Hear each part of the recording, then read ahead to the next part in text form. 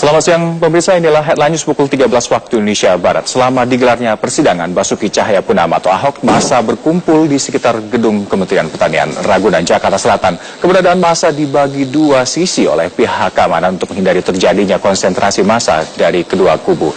Informasi selengkapnya kita langsung terhubung dengan Tria Nisha dari gedung Kementerian Pertanian Jakarta Selatan. Tria, bagaimana kondisi terkini di luar gedung Kementerian Pertanian di sana?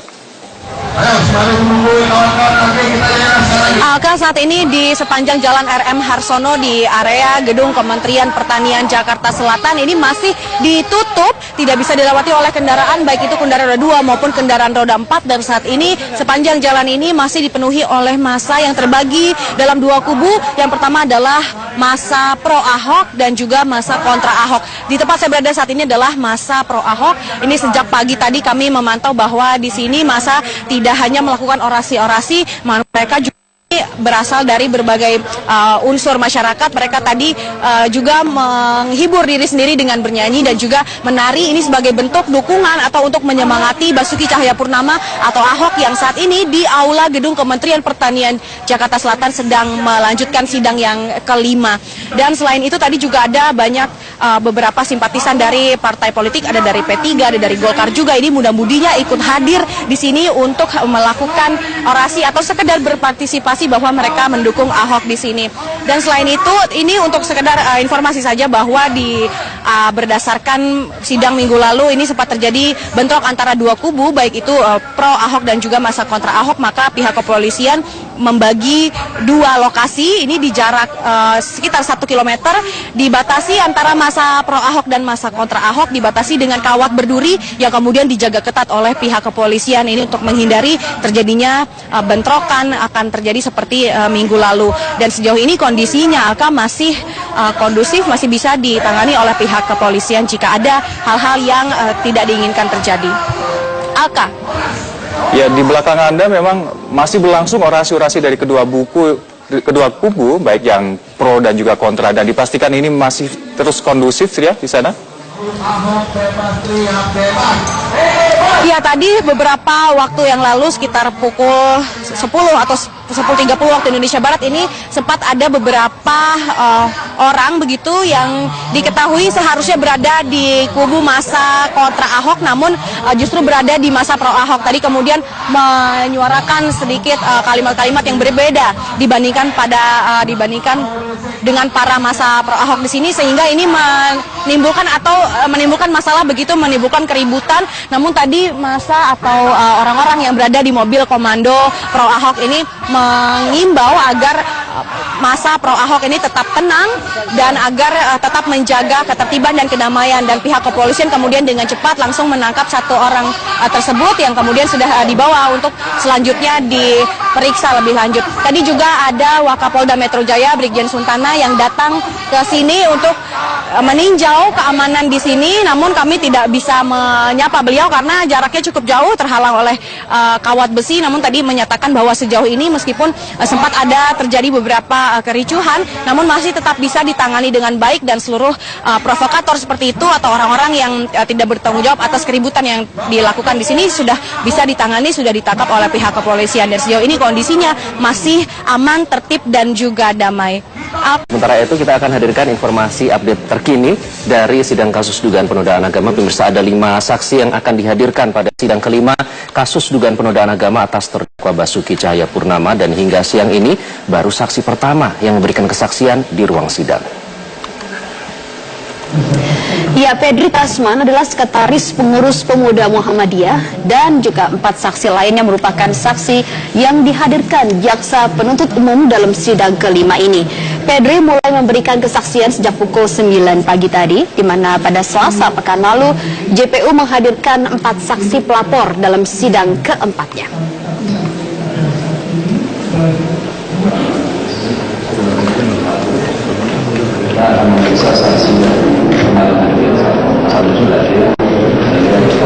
Dan untuk mengetahui bagaimana informasi terkini, kita akan bergabung bersama dengan Marsyalina Gita di Kementerian Pertanian Jakarta Selatan, di mana tempat sidang digelar.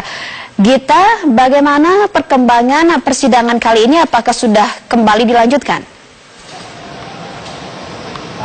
Iya, baru saja sidang lanjutan terdakwa Basuki Cahayapurnama setelah sebelumnya sempat di break terlebih dahulu, istirahat terlebih dahulu pada pukul 12 waktu Indonesia Barat, dan pada pukul 13 waktu Indonesia Barat ini kembali dilanjutkan dengan mendengarkan keterangan dari saksi pelapor yang dihadirkan oleh jaksa penuntut umum. Tadi sebelumnya pada saat mendengarkan keterangan dari saksi pelapor pertama, yakni Pedri Kasman, sekretaris dari PP Pemuda Muhammadiyah. Ada beberapa hal tadi yang menarik disampaikan oleh pihak kuasa hukum sebelum akhirnya sidang ini diistirahatkan. Tadi kuasa hukum menanyakan bahwa ada perbedaan antara laporan serta berita acara pemeriksaan yang disampaikan oleh Pedri Kasman. Karena pada saat laporannya ke pihak Polda Metro Jaya, Pedri Kasman menuliskan atau menyatakan kalimat yang dinilai menistakan agama adalah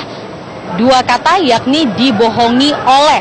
Sedangkan pada saat di berita acara pemeriksaan, dua kata yang diucapkan dan kemudian dicantumkan dalam berita acara pemeriksaan adalah dibohongi pakai. Sehingga ini tadi yang dipertanyakan kembali oleh kuasa hukum kepada pelapor Pedri Kasman, sebenarnya yang manakah yang menjadi acuan dari Pedri Kasman, apakah dibohongi pakai atau dibohongi oleh? Mengapa? Karena jika yang digunakannya adalah dibohongi pakai, maka ini mengartikan bahwa bisa saja video yang didengarkan oleh Pedri Kasman ini adalah bukan video asli dari Pemprov DKI Jakarta, melainkan video yang diupload oleh Buniani, sehingga nantinya dari pihak kuasa hukum menyatakan akan menelusuri lebih jauh sebenarnya video manakah yang didengarkan oleh pelapor Pedri Kasman ini, apakah video Pemprov DKI Jakarta ataukah video yang diupload oleh Buniani. Karena jika ternyata mengacunya kepada video yang diupload oleh Buniani, sehingga kuasa hukum menyatakan bahwa itu adalah video yang sudah diedit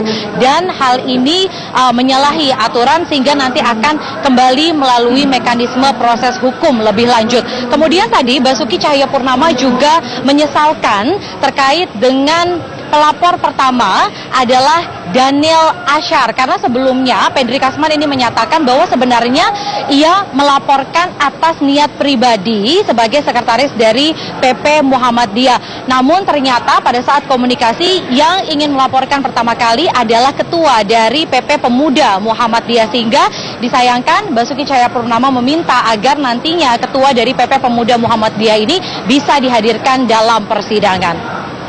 Prita. Gita, lantas bagaimana Anda melihat peran dari Komisi Yudisial dalam mengawasi independensi hakim pada sidang kasus ini? Ya, sejak pagi hari tadi, Komisi Yudisial sudah membawa tim pemantaunya untuk hadir dalam persidangan untuk mengawasi secara langsung bagaimana sebenarnya jalannya persidangan terdakwa Basuki Cahayapurnama atas kasus dugaan penodaan agama. Untuk lebih lanjutnya, saya akan mengajak Anda untuk berbincang langsung bersama dengan, sudah ada anggota Komisi Yudisial di sini, sudah ada Pak Jaja. Pak Jaja, ini bisa dijelaskan sejauh ini pantauan dari pihak Komisi Yudisial terkait dengan persidangan ini sudah seperti apa, Pak? Kita sejak sidang pertama itu sudah kita pantau, kita terjunkan tim, bahkan dari komisioner juga ada yang terlibat memantau secara bergiliran. Nah, sampai sejauh ini kita belum menemukan hal-hal yang dikategorikan bisa merusak jalannya persidangan. Berarti untuk pantauan sendiri terhadap hakim ini semuanya tidak ada yang ketidakberimbangan seperti itu ya, Pak ya?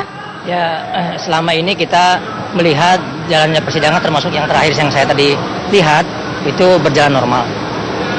Berjalan dengan normal, berarti evaluasinya nanti kalau kita melihat dari sidang perdana, kemudian sidang kedua, ketiga sampai saat ini, evaluasinya sejauh ini seperti apa, Pak? Ya.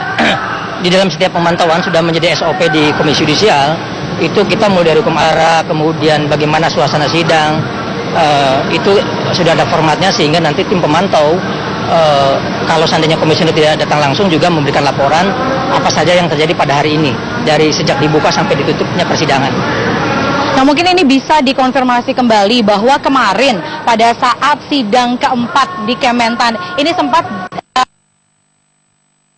Yudisial ini tidak bisa melakukan perekaman dan juga pengawasan di dalam sidang di auditorium Kementerian Pertanian. Nah, ini seperti apa Pak sebenarnya yang terjadi kemarin dan kemudian akhirnya hari ini tetap bisa dilakukan untuk memberikan pengawasan? Ya, kalau pengawasan kan baik manual maupun perekaman. Jadi perekaman itu sebagai backup data kita. Kalau nanti misalnya mereka itu katakan majelis hakimnya itu ada pelanggaran kode etik dan betul-betul hakim, antar yang kita punya rekaman ada yang dilaporkan kita bisa cocokkan. Itu fungsinya sebetulnya. Nah, kita sedang dalam proses apakah KY demi kepentingan pengawasan bukan dalam kerangka kepentingan publikasi itu diperbolehkan melakukan satu perekaman. Tapi sejauh ini berarti sudah ada persetujuan untuk merekam dari jalannya persidangan untuk Komisi Yudisial? Suratnya sedang dalam proses. Mungkin nanti kita dari tim pemantau akan menemui pihak pengadilan agar kita diizinkan, tentunya dengan diizinkannya oleh ketua pengadilan, maka pihak kepolisian bisa membolehkan tim kita untuk melakukan perekaman. Berarti sejauh ini masih dalam segi pengawasan saja, belum melakukan perekaman dari pihak Komisi Yudisial ya Pak. Nah, kemudian ini terkait dengan keterbukaan dari jalannya sidang. Menurut dari pantauan Komisi Yudisial ini sebenarnya bagaimana sih mekanismenya? Karena kan sejauh ini terbuka tapi namun juga tertutup gitu untuk media. Ini seperti apa sebenarnya mekanisme? Yang paling penting dalam undang-undang dalam kitab undang-undang hukum acara pidana, dalam undang-undang yang mengatur tentang jalannya persidangan, misalnya dalam kitab undang-undang hukum acara pidana itu diatur bahwa sidang harus dinyatakan terbuka untuk umum. Nah, kalau seandainya sidang dinyatakan terbuka untuk umum maka itu tidak sah. Nah, hakim di dalam pertama kali membuka persidangan, sidang dinyatakan terbuka dan terbuka untuk umum. Itu sudah memenuhi unsur prinsip sidang dinyatakan terbuka untuk umum. Nah, kalau menyangkut masalah publikasi melalui mass media, katakan disiarkan secara langsung, itu memang akan memiliki efek karena saksi itu kan tidak boleh mendengarkan keterangan saksi lainnya di persidangan, gitu kan? Karena dikhawatir ada duplikasi di situ. Nah, jadi dari sisi itu ada betulnya kalau seandainya misalnya dipublikasi sekarang disiarkan langsung misalnya, maka saksi yang belum dihadirkan dia bisa melihat di TV nantinya. Sehingga nanti duplikasi. Padahal saksi itu yang paling baik adalah, yang benar adalah bahwa saksi itu harus melihat langsung, kemudian mengalami langsung dan mendengarkan secara langsung. Jadi kalau saksi hanya mendengar dari orang-orang itu audio itu tidak sah kesaksiannya. Oke, baik. Terima kasih banyak Pak Jaja. Jadi intinya bahwa ini adalah keputusan dari majelis hakim melihat bagaimana apakah sidang ini memang diperbolehkan untuk terbuka atau tertutup karena ada beberapa hal-hal yang menjadi untuk publik. Namun tentunya dari pihak Komisi Yudisial akan terus melakukan pengawasan terhadap jalannya persidangan lanjutan terdakwa Basuki Cahayapurnama. Terima kasih banyak Pak Jaja sudah bersama dengan kami di Newsline siang hari ini, dan informasi yang kami dapatkan bahwa dari 5 saksi pelapor yang dihadirkan hanya 4 saja yang bisa hadir dalam sidang lanjutan ini karena 1 diantaranya yakni Ibnu Baskoro tidak dapat hadir, namun ini belum bisa dikonfirmasi mengapa tidak bisa hadir dalam persidangan lanjutan, sehingga saat ini yang akan didengarkan keterangan oleh majelis hakim ada 3 saksi pelapor yakni Burhanuddin, kemudian Wilyudin Abdul Rashid serta Irena Handono yang baru saja tiba sekitar pukul 11 waktu Indonesia Barat tadi. Untuk sementara demikian informasi yang dapat dilaporkan. Prita, kembali ke Anda. Baik, terima kasih Marshalina Gita sudah melaporkan bagaimana suasana sidang. Tadi juga memang menjadi satu pertanyaan mengenai bagaimana Komisi Yudisial bisa mengawasi independensi dari peradilan yang berlangsung, karena kita ingat pada saat peradilan yang sebelumnya, pengadilan yang sebelumnya, Komisi Yudisial dilarang untuk merekam begitu jalannya persidangan, dan ini mengkhawatirkan beberapa pihak jangan-jangan jadi tidak bisa menangkap keseluruhan jalannya sidang untuk kemudian mengawasi sidang tersebut. Itu menjadi pertanyaan publik, dan kalau tadi juga sebelumnya di sidang keempat juga sempat terjadi kericuhan, Prita, antara mereka yang pro terhadap Ahok dan juga mereka yang mendesak kasus hukum terhadap Ahok. Kita akan lihat bagaimana review jalannya sidang sejak pertama hingga sidang keempat kemarin dalam kasus penodaan agama ini.